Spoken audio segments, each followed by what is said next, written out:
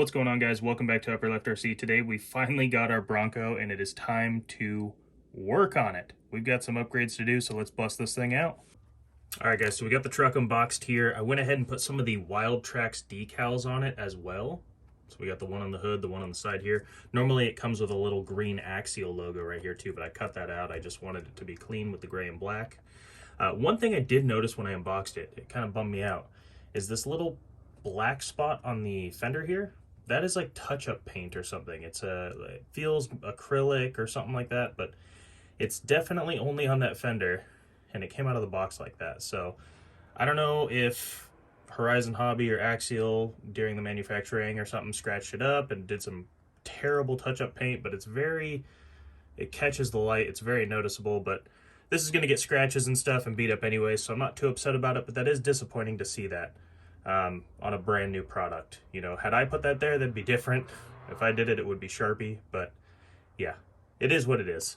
Other than that, the truck looks great. I'm sure you guys have seen 1,000,001 reviews on these already, so we're not going to do too much in-depth detail. It is a hard body, gray Bronco, pretty sweet. We're going to run this thing stock, and then we are going to slap every metal bolt-on upgrade that we could find on this thing to see if it makes it any better.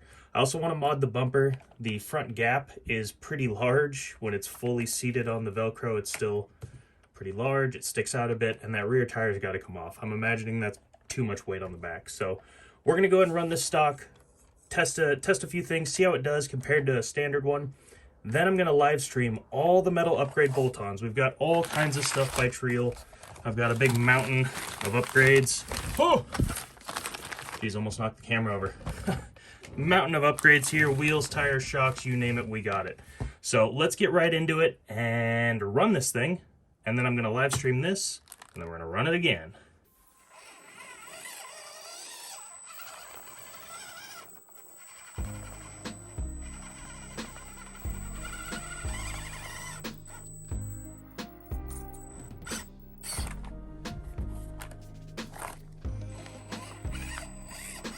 I didn't set up the rocks too terribly difficult, but it's having a bit of a hard time here. These tires are not great as far as traction goes.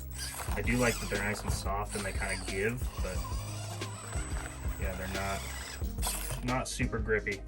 That's okay. I'll just modify this a little. It's the beauty of working with rocks. You can move them around at your will, make things a little easier for it. Maybe. Come on.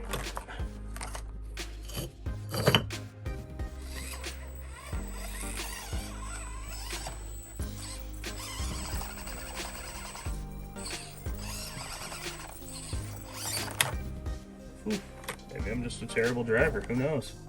Let's bust out these sand ladders, or these little accessories, whatever you call them, recovery ladders. Use those. We got them, why not?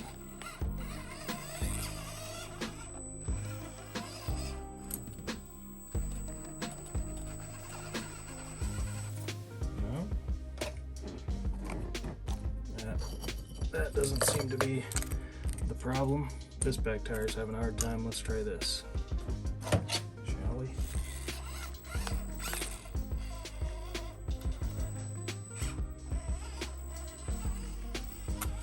Hey, there we go. You're only as good as your best tool, right? These little things actually work. Nice use of a functional accessory.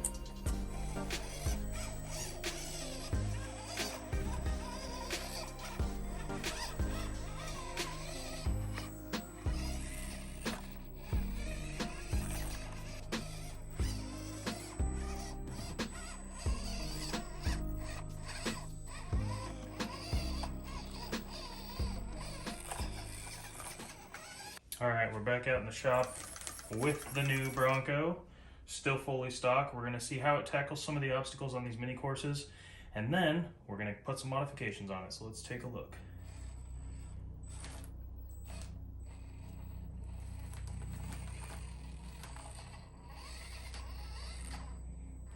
Makes it down that perfectly.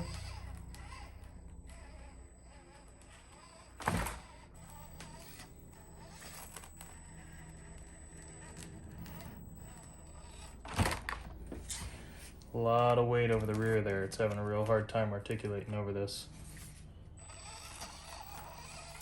See how it does going up, around, and then back down the other side of this little cornery side hill thing.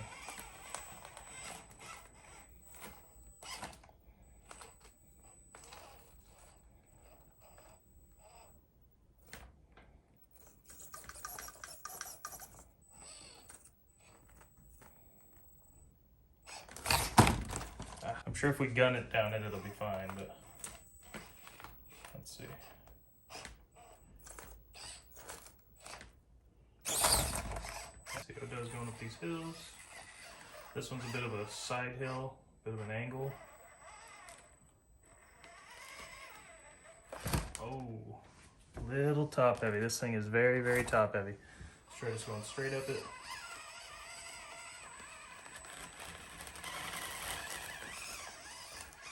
Alright, can make it to the top of that.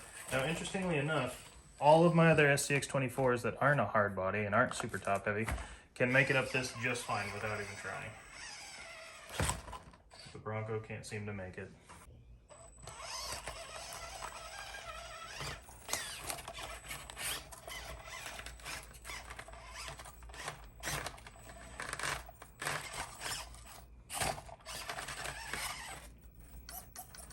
The only thing holding it from flipping back is the mirror.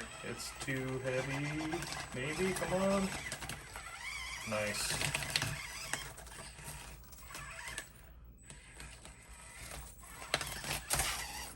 It's just so top heavy.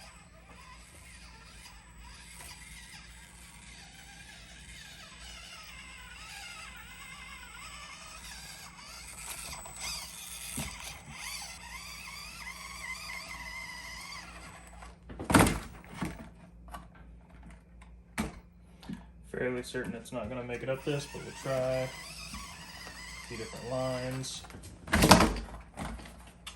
Getting scuffs and scrapes already.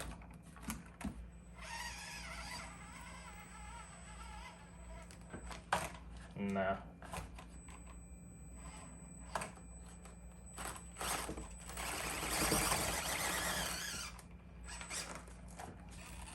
See if we can tackle this corner.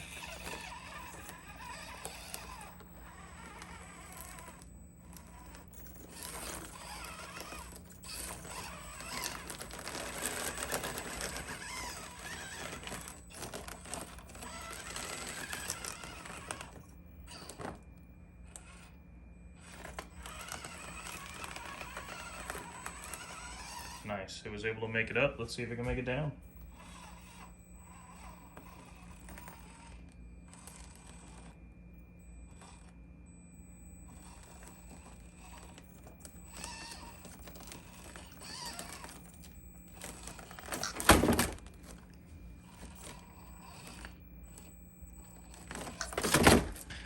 Give it a little helping hand, a little cheat.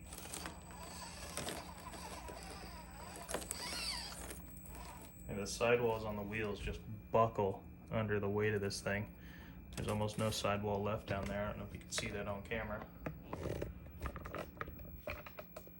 It's folded underneath itself pretty hard. Hopefully the new wheels and tires we put on there won't fold so bad. The sidewalls do seem to be a bit stiffer than other stock Nitto grapplers or Nitto tires that we've had on these things, but these definitely have a really soft sidewall for how heavy this truck is. All right, so before we bolt on all these upgrades onto this thing, I do want to get a baseline for how heavy it is stock. 10.7 ounces.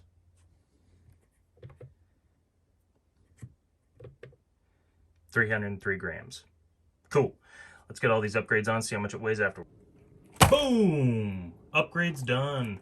All aluminum everything. We've got the Trio skid plate, Trio high clearance links in this nice gray, Trio steering links in the nice gray as well to match the Trio silver wheels. Thought it matched with the gray pretty well. Good combo there. Trio shocks, Trio covers, TCRC metal axles, Injora aluminum steering servo arm, Emax steering servo, some Trio weights on the side of the chassis right there. We've got an aluminum transmission housing. Right here, we've got Trio aluminum drive shafts, everything that can be metal from the receiver tray and battery tray down is metal. These trays are still plastic. I couldn't find a metal one in this orientation yet for these vehicles, and I didn't really want to lift the weight any higher than about the top chassis rail anyways. I want to keep that weight down low to offset how heavy this body is. If you want to check out the build and see me in real time install every one of these upgrades, it was about 2 hours and 49 minutes. I did a live stream and it is posted to my channel, so you can go check it out. We're going to work on the Bronco. First things first, we should probably take the body off. Gotta try and keep track of this stuff. So this goes with the axles. Chuck it and move on to the next one. Too short. Hung out for a while, did some installs. If you want to hang out with me during live streams, just check my channel from time to time. I like to do live streams, we can hang out. But right now, we're gonna see if all this heavy weight has indeed helped offset how heavy this body is, and if it can crawl any better. All right, the last thing we gotta do, and I almost forgot before we go run it, is see how much this thing weighs now. 543 grams.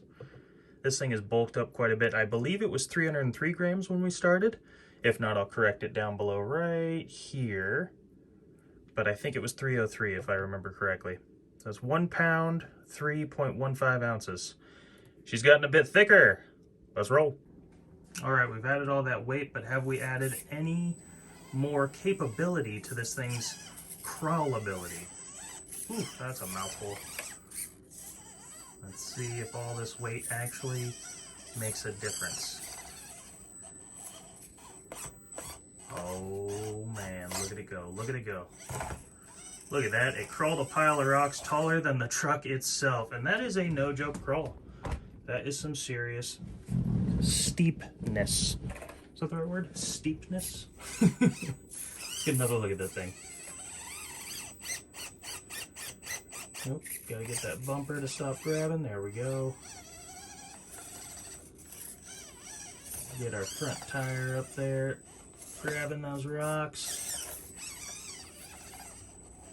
There we go. We got a good grip. Those high clearance links making no problem, making it no problem over these rocks. And then back down the other side. All right, we're back out in the shop. Let's test and see how this thing does now that it weighs a metric ton. Nice slow control down the hill still.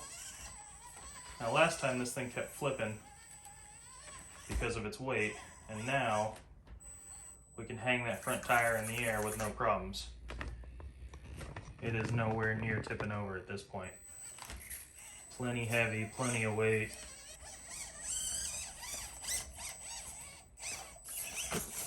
So we still have really good slow control, but we also have plenty of fast speed if we need it. Now this one is always kind of tricky for any of the RC cars, but we'll see if it can handle going down this.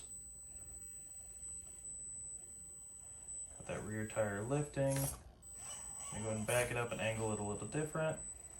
Let's try and add a little speed to it. There we go. Next we're going to try and get up this. So last time it tipped over, and this is not a very steep side hill to get up this.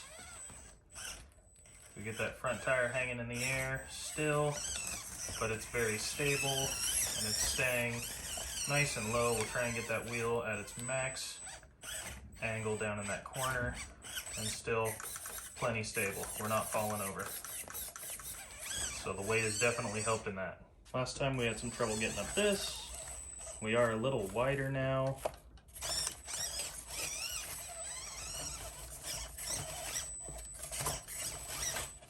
Oh, but can we make it? Nice. And can we back down and turn around without flipping over? Yes, we can.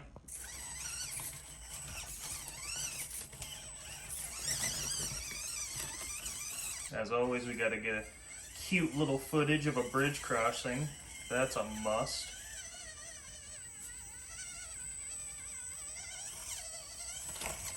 With ease.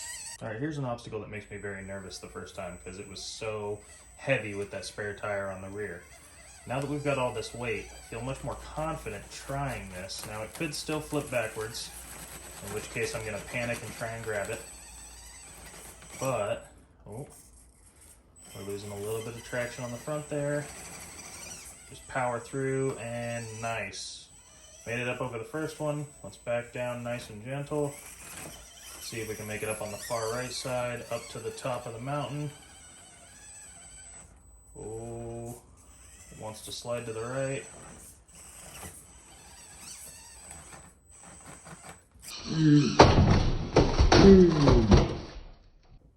Okay, nothing broke. I think we're okay. Let's try it one more time. I'm gonna get a little closer to catch it this time.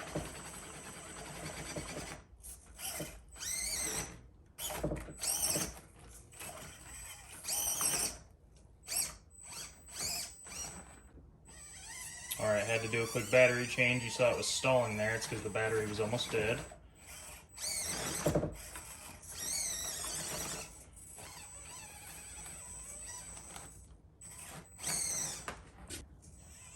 It's going to be close. I think we might have to gun it.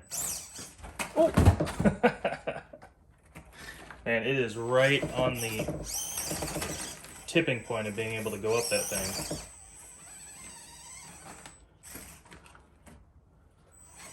That is the balance point. Oh, hang on. We caught a tire and we're good. We're up. All right, since we're already at the top, we're gonna go ahead and go down first. Normally we go up then back down, but we'll reverse the roll.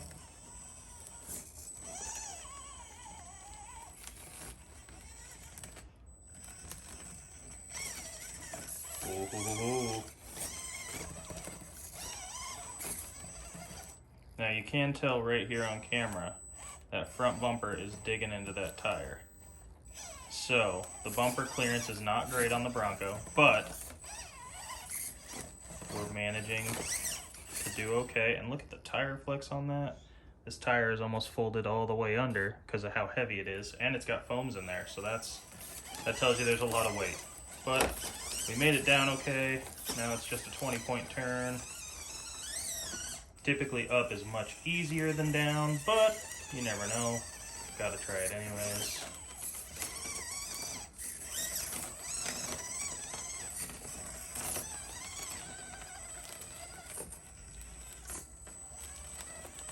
Look at that. No problem whatsoever for the Bronco. Alright guys, well that's just about going to do it for the Bronco today. I'm really happy with the results we got because of all this weight.